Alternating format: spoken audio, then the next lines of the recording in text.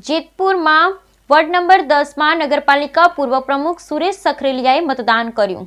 જેતપુરમાં ward number 10 માં નગરપાલિકા પૂર્વ પ્રમુખ સુરેશ સખરેલિયાએ મતદાન કર્યું। ભાજપ દ્વારા કપાઈ હતી ટિકિટ।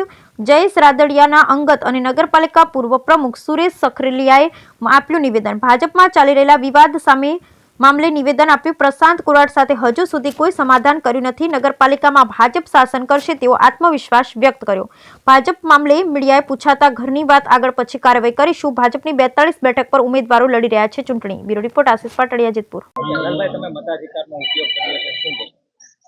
આજે જેતપુર નવાગઢ નગરપાલિકાનું મતદાન થઈ રહ્યું છે। જેતપુરના વિકાસ માટે આજે લોકોમાં ભારે ઉત્સાહ જોવા મળી રહ્યો છે મતદાન કરવા માટેનો, અને બહુ ભારી સંખ્યામાં મતદાન થઈ રહ્યું છે।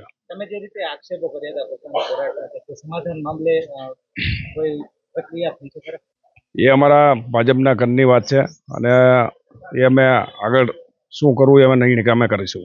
આગામી રણનીતિ ખરા? હા, જે હવે સામાન્ય ચૂંટણી છે એ પૂરી થશે અને રિઝલ્ટ આવશે, ત્યારબાદ નગરપાલિકામાં જે બેસે રણનીતિ ખરા કોઈ? નગરપાલિકામાં ભારતીય જનતા પાર્ટીનું શાસન આવવાનું છે, એમાં કોઈ શંકાને સ્થાન છે નહીં।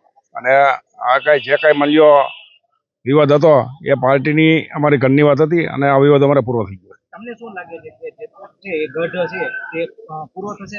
રાજ તમે કરશો શું લાગે? ને ભારતીય જનતા પાર્ટીનો જેતપુર ગઢ રહ્યો છે અને રહેવાનો છે, એમાં કોઈ સામે તમે જુઓ તો કોંગ્રેસમાં અને આમ આદમી પાર્ટી પર ઉમેદવાર પણ પૂરતા નથી, તો ભારતીય જનતા પાર્ટીનો ગઢ રહેવાનો જ છે અહીંયા।